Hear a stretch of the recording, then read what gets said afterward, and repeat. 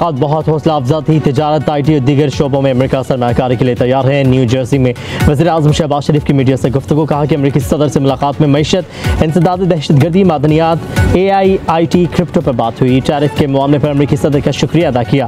पाकिस्तान और अमेरिका के दरमियान मादनियात की कीमत का मुतनासिब तयन होगा। पाक अमेरिका तिजारती मुआहदे बाहमी मफादात के तहत होंगे। सऊदी अरब गया 40 साल में इस तरह का इस्तकबाल मैंने नहीं देखा। मजीद बोले, फील्ड मार्शल आसिम मुनीर ने जंग में लीड किया। मैंने कहा हमने जंग जीत ली, उनके साथ तैयारी गिरा दिए, हर जगह हमले किए, भारत का दिमाग चकरा गया, इससे आगे नहीं जाना और जंग बंदी कबूल कर ली। शहबाज शरीफ ने मजीद कहा मुल्क की मौसी सूरत हाल माइक्रो लेवल पर मुस्तहकम हो चुकी है। समंदर पार पाकिस्तानी अजीम सफ़ीर है। समंदर पार पाकिस्तानियों ने साल 2024-25 में $38.5 अरब मुल्क भिजवाए।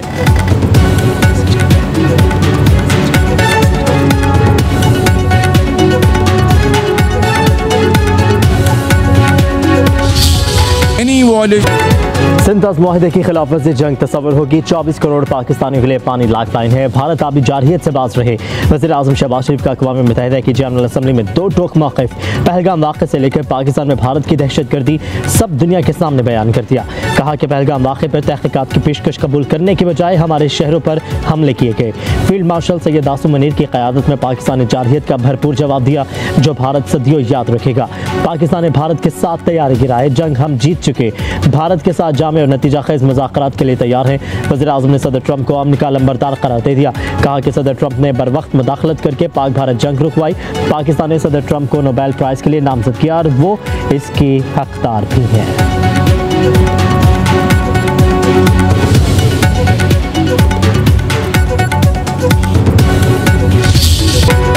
वज़ीर-ए-आज़म शहबाज शरीफ ने इजराइल की फ़लस्तीन पर जारी मुहिम शर्मनाक करार दे दी। जनरल असम्बली से खिताब में फ़लस्तीनियों का मुकदमा भरपूर तरीके से पेश किया।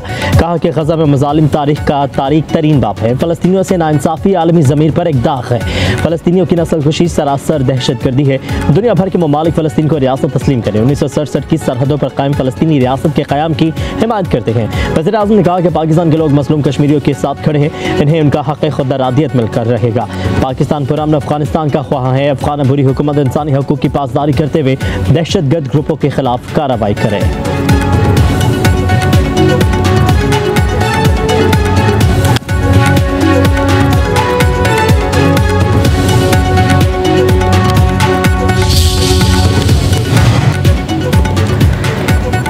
दहशतगर्दी संगीन खतरा बन चुकी है। पाकिस्तान दहशतगर्दों के आगे एक दीवार है जिसने दुनिया को दहशतगर्दी से बचा रखा है। हमारे शहदा की कुर्बानियां रायगा नहीं जाएंगी। वज़ीर-ए-आज़म शहबाज शरीफ ने जनरल असम्बली से खिताब में कहा दहशतगर्दी के खिलाफ जंग में पाकिस्तान की कुर्बानियों का एतराफ़ किया जाना चाहिए। गुमराहकुन प्रोपेगेंडा और जाली खबरों ने एतमाद को मुतसलसल कर दिया। तनाज़ात शिद्दत इख्तियार कर रहे हैं। आलमी क़वानीन की खुल्लम खुल्ला खिलाफ वर्जी जारी है। हम मुकालमे और सफारतकारी के जरिए तनाज़ात के पुरअमन हल पर ही यकीन रखते हैं।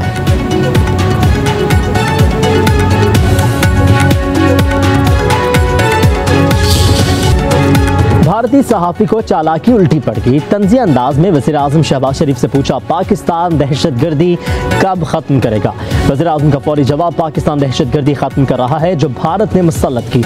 मुंह तोड़ जवाब पर भारतीय सहाफ़ी को सुख्ती का सामना।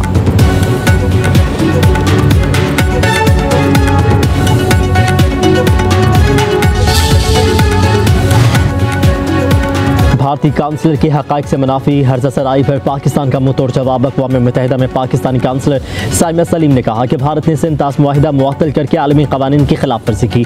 कश्मीर कभी भारत का हिस्सा था ना कभी होगा। अक़लियतों का दबाना अब भारतीय हुकूमत की सरकारी पॉलिसी बन चुकी है। भारत सरहद पर तशद्दुद को फ़रोग़ दे रहा है।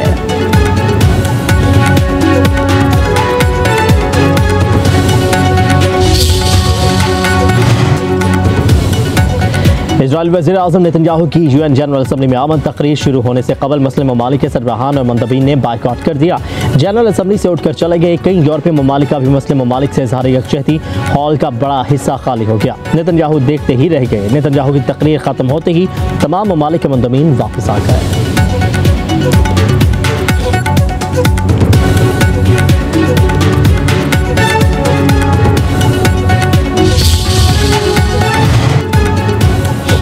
वज़ीर-ए-आज़म शहबाज शरीफ की सेक्रेटरी जनरल अक़वाम मुत्तहिदा एंटोनियो गुतेरेस से मुलाकात। वज़ीर-ए-आज़म ने मेहमानों के खिताब में तासुरात भी कलमबंद किए।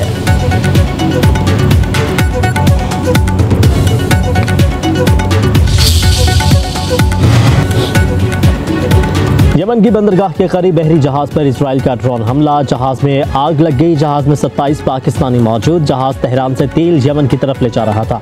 हमले को मुसलसल खतरनाक सूरत हाल का सामना।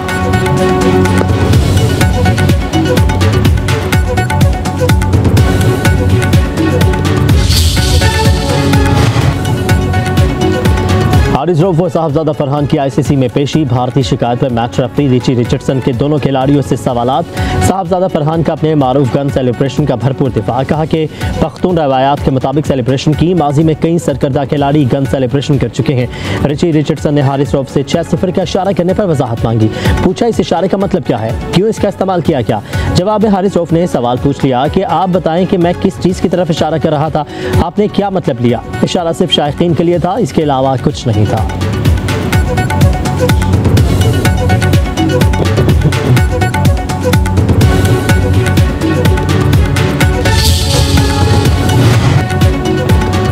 क्रिकेट में सियासत लाने पर भारतीय कप्तान कसूरवार करार। मैच रेफरी रिची रिचर्डसन ने फैसला सुना दिया। सूर्य कुमार यादव पर मैच फीस का 30% जुर्माना आयद।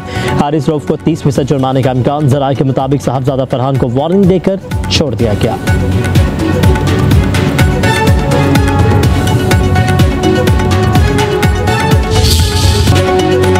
साबिक कप्तान वसीम अकरम कहती हैं एशिया कप के फाइनल में भारत फेवरेट है, लेकिन जिस तरह पाकिस्तान ने एतमाद और मोमेंटम हासिल किया, कुछ भी हो सकता है।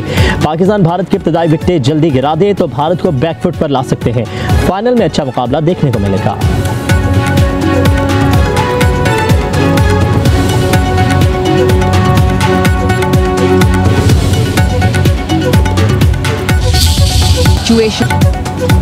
पाकिस्तान और IMF के मुज़ाकरात का दूसरा रोज़। IMF को टैक्स वसूलियों में बेहतरी के लिए तफसीली प्लान पेश। ब्रीफिंग में कहा गया 60 से 65% मौशी अहदाफ के लिए पेशरफ्त जारी है। अगले माली साल में टैक्स वसूलियों में नुमाया इजाफा होगा। जायजा मिशन ने माली खसारा कम करने के लिए मजीद पॉलिसी इक़दाम तजवीज़ कर दिए।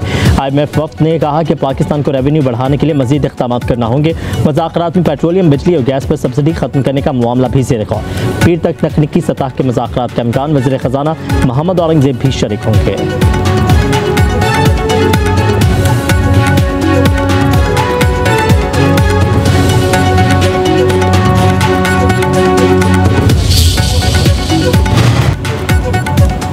गर्दशी कर्जा वबाल जान खात्मे के लिए दिन रात कोशिशें की। एक साल में गर्दशी कर्जे में 1000 अरब रुपए की कमी लाए।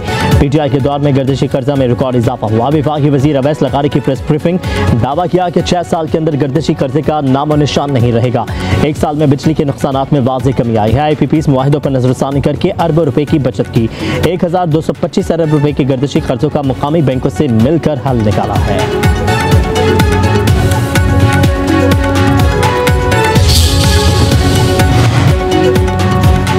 पीपल्स पार्टी से लापता सियासत नहीं कर रही। मरीम नवाज के जुमले काफ़ी तकलीफ देते थे। सिंध के सीनियर वजीर शर्जील इनाम मेमन की कराची में प्रेस कॉन्फ्रेंस। कहा कि आलमी बरादरी से अपील करने वाला खुददार नहीं, ये कहना दुरुस्त नहीं। हमें मुस्लिम लीग नून से खुददारी और इज्जत के सर्टिफिकेट नहीं चाहिए। जब भी बिलावल भुट्टो वज़ीर आज़म की तारीफ करते हैं, पंजाब हुकूमत को तकलीफ होती है। बिलावल भुट्टो ने किसी सूबे से नहीं, वफाक से बात की है। हमने 21 लाख घरों को टिकटॉक ट्रोल के तौर पर इस्तेमाल नहीं किया। सिंध के हालात देखने हैं तो इलेक्शन नताइज देखें। सिंध का क्या इंतखाबी रिजल्ट था और पंजाब का क्या था। पंजाब में किसी मसले पर पीपल्स पार्टी खामोश नहीं रह सकती।